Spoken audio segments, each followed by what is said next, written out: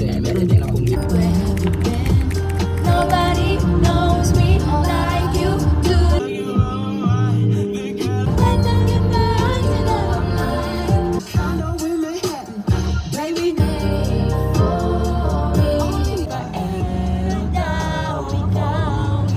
Tama na, kanina pa to.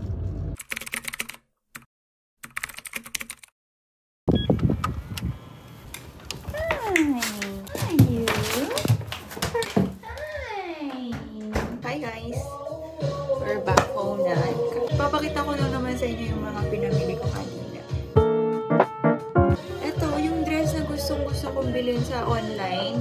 Kaso lagi akong walang size. Pero kanina meron akong nakitang size, kaya binili ko na siya agad. Hindi ko na siguro siya susukatin kasi tinatamad ako. Basta yan yung design niya, nandiyan sa screen. Nalagay ko na lang. Tapos, ang isa pa, ito, color white na scarf. Ala, nasira. Nahila siya sa sing-sing ko. Actually, birthday din pala ni Edgy ngayon. Ayaw, may ano.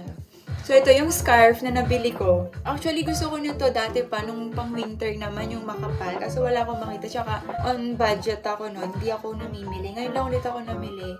Sa H&M din to. Ano lang siya. Same yung hakwen. 1.4 lang. Kaya binili ko na. Ang next naman, ito, B. Ang ganda. Nabayaran ko na yung mga binili ko.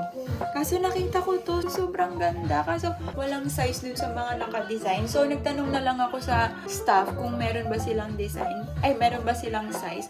So, yun, meron silang design. So, ay, meron silang size. So, it's a sign. Nabili ko na siya. Ay, oh, diba? Ang ganda niya kasi conservative keme. Tapos sa bandang bewang, sexy. Tapos sa baba, bagsak na pag ganon, balloon. Basta checkerboard siya. Tapos, eto, ang ganda. Nakita ko rin siya. Dress din siya. Kaso, extra small na lang ang nandoon. Dati extra small ako. Ngayon, small na lang. Kaya, medyo feeling ko masikip to sa akin, pero binili ko pa rin. Stretchable naman siya. Ganito, oh. Oh, diba? Ang pretty. Ito, susukat ko kasi madali lang siya. Pretty!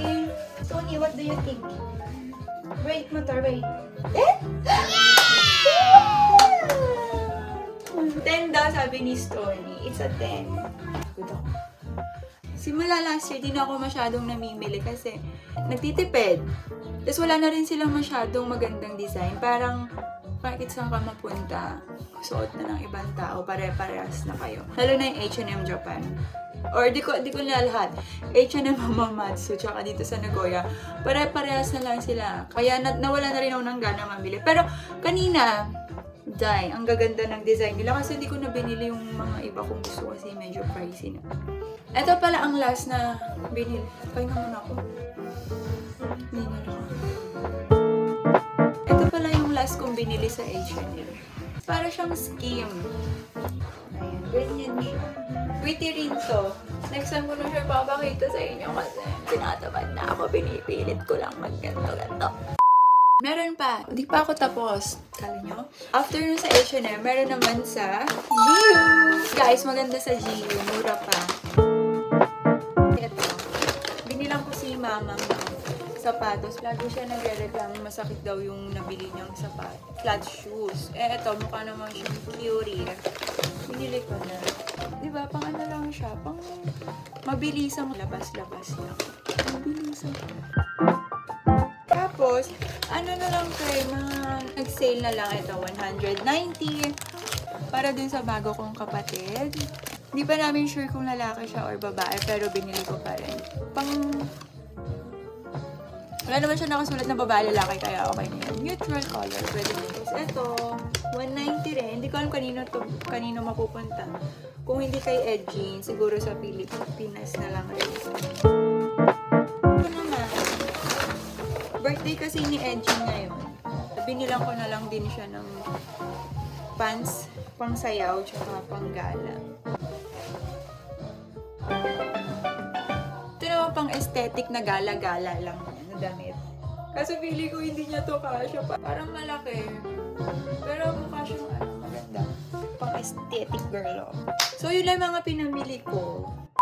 Hindi, meron pa pala, shucks.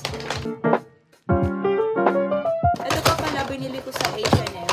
Sleeper, sandals, pang summer kasi magsasummer na siya. Kahawig niya yung design ng Hermes, kaya pinagustuhan ko. Kasi walang pambili ng Hermes, hanggang H&M pa lang. Ito siya.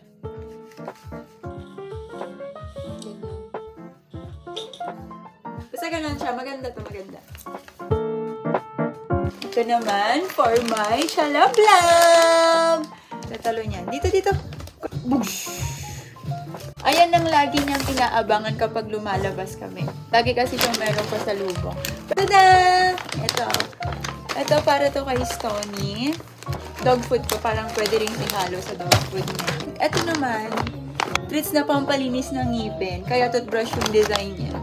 Pampaiwas boredom na rin. Kasi nangangat, matigas siya tapos ninangat-ngat niya lang. Lablab mo na ate, lablab. Ay, good boy. Lablab, pero yung mukha mo nandun na sa treat. Iya. Toothbrush yan. Iya. So, yun na lahat ang mga napamili ko ngayong araw. At wala nang susunod pa. Kasi naubos ang aking pera. Pero deserve ko naman yun. Paminsan-minsan okay din mamili. Wag lang palagi, okay? Dati hindi ako ganito, pero etong humiwalay ako kay mama ng bahay. Noon ko na-realize na imbis na bilhin ko tong gusto ko na to, itabi ko na lang yung ipapambili. Kasi for sure, etong gusto ko na to, hindi ko rin siya magugustuhan after ilang days. Alam niyo, para mga bata, sa mga laruan, di ba? Pag nasa store, hala, ang ganda nito, gusto ko nito. Parang ganon din ako, gusto ko nito. Hala, kailangan ko ito bilhin. Ganon ako. Nagawan ko ng paraan para lang mabili ko to. Pero, naisip-isip ko nga na, pag nabili ko, ilang araw, ilang buwan, ilang weeks, wala na. Kaya, iniipon ko na lang siya. Tapos, bibigyan ko ng parang shopping day yung sarili ko. Kunwari sa isang taon, sasave ako ng isang araw dyan na pwede ako mag-shopping ng gantong budget. Pero dun lang, kaya gusto kong iipunin ko muna sila. Para at least iba mapag-isipan ko ng mabuti kung gusto ko ba talaga yung damit na yon, yung gamit na yon, or worth it ba talaga siya. So yun lang, mag-ipon kayo ng mabuti. Ano akong masabi? Kasi ligpitin ko lang to para maglalagay na ako ng mga balloons. Samahan niyo ako.